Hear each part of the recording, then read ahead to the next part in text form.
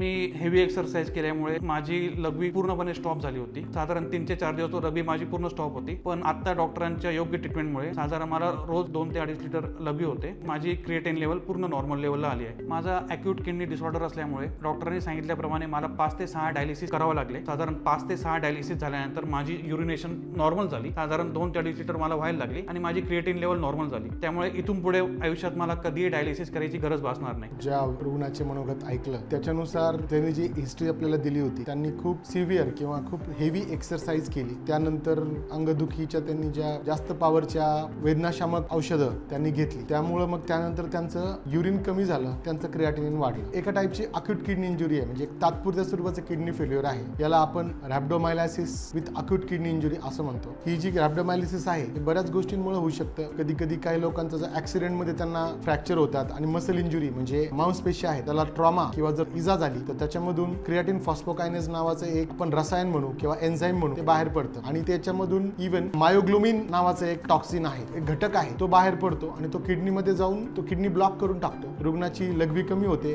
आणि क्रिएटिनिन वाढतं। सो एक कम्प्लिटली रिकव्हरेबल कंडिशन आहे। त्यामुळं जशा केसेसचा अनुभव माझ्याकडे आहे आणि अकॉर्डिंग टू स्टँडर्ड गाईडलाईन्स मी ट्रीटमेंट केली आणि त्यामुळेच तो रुग्ण जसं मी त्यांना 100% प्रॉमिस केलं होतं या केसमध्ये की रिकव्हरी एकदम चांगली आहे आणि ती होईल, त्याप्रमाणे रिकव्हरी अतिशय चांगल्या पद्धतीने झाली। आज त्यांचं क्रिएटिनिन 0.9 एवढं आहे, त्यांना कुठलाही त्रास नाहीये, ते पूर्णपणे नॉर्मल झालेले आहेत जसे ते काही दिवसांपूर्वी होते। पुढच्या आयुष्यात सुद्धा त्यांना 100% कुठलीही अडचण येणार नाही, त्यांचं आयुष्य पूर्णपणे नॉर्मल राहील।